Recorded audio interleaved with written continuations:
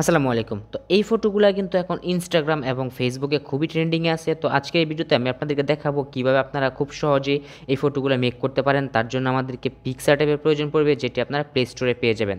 তো চলুন চলে যাই মূল টিউটোরিয়ালে।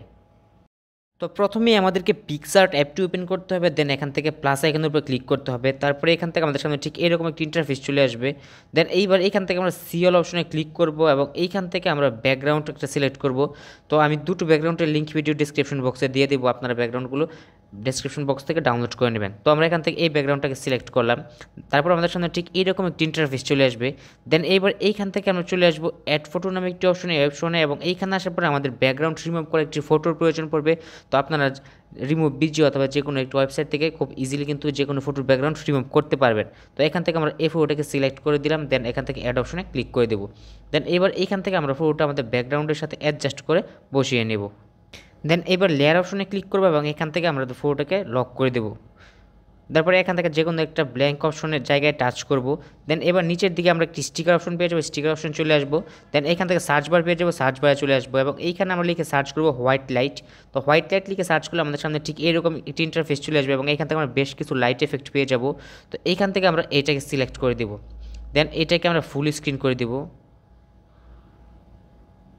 দেন এইবার এখান থেকে চলে আসবো ব্ল্যান্ড যে অপশনটা আছে, ব্ল্যান্ড অপশন এবং এখান থেকে স্ক্রিন অপশনে চলে আসবো এবং এইখান থেকে আমরা এবার লেয়ার অপশনে ক্লিক করবো এবং এইটাকে আমরা আমাদের ফটোর নিচে নিয়ে আসবো। দেন এবার এইখান থেকে আপনারা অপাসিটিতে চলে আসতে পারেন। তো এখান থেকে অপাসিটিটাকে আপনারা কমিয়ে দিতে পারেন কিছুটা আপনার ফটোর ব্যাকগ্রাউন্ডের সাথে অ্যাডজাস্ট করে। তো আমরা এটাকে কিছুটা কমিয়ে দিলাম। দেন এবার এখান থেকে লেয়ার অপশনে ক্লিক করবো এবং এটাকে আমরা লক করে দেবো। দেন এখান থেকে আবার লেয়ার অপশনে ক্লিক করবো। দেন এখান থেকে আবার যে কোনো একটা ব্ল্যাঙ্ক জায়গায় টাচ করবো।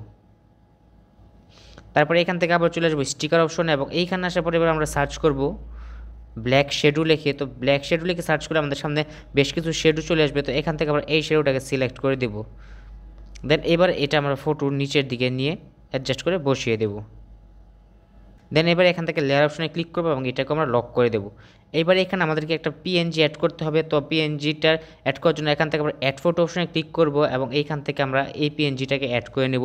তো এই পিএনজিটার লিঙ্কও ভিডিও ডিসক্রিপশন বক্সে দেওয়া থাকবে।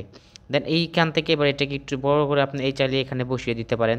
তো এইখান থেকে আপনি এটাকে অ্যাডজাস্টমেন্ট করতে পারেন। তো এইখানে আসার পরে অ্যাডজাস্ট অপশনে ক্লিক করবেন এবং এইখান থেকে এই স্যাচুরেশনটাকে বাড়িয়ে কমিয়ে নিতে পারেন অথবা এখান থেকে হিউতে চলে আসবেন এবং এইটার কালারটা আপনি চাইলে আপনার মতো করে কিন্তু কাস্টমাইজ করে নিতে পারবেন। দেন এবারে এখান থেকে টিক মার্কে ক্লিক করবেন এবং এইখান থেকে আবার লেয়ার অপশনে ক্লিক করে এইটাকে আপনারা লক করে দেবেন। দেন এখান থেকে আবার যে কোনো একটা খালি জায়গায় টাচ করবেন। তো এইবার এখান থেকে যদি আপনার এটার সাথে নতুন কিছু করে লিখতে চান, তো এখান থেকে আপনার চাইলে টেক্সট অপশনে ক্লিক করবেন এবং এইখান থেকে আপনার মতো করে আপনি এখানে কিছু লিখে দিতে পারেন। তো লেখাটা শেষ হয়ে গেলে এবার এখান থেকে টিক মার্কে ক্লিক করবেন এবং এখান থেকে লেখাটাকে ছোট করে আপনি এইটার সাথে কিন্তু অ্যাডজাস্ট করে ঠিক এই অংশটাতে আপনার চাইলে বসিয়ে দিতে পারেন। দেন এবার এখান থেকে সিএল অপশনে ক্লিক করবেন এবং এখান থেকে মাই ফন্ট অপশনে ক্লিক করে এখান থেকে আপনারা কিন্তু অ্যাড ফন্টে ক্লিক করে যে কোনো বাংলা ফন্ট এখানে অ্যাড করতে পারেন। তো এখান থেকে আপনার পছন্দ মতো আপনি যে কোনো ফন্ট ইউজ করতে পারেন।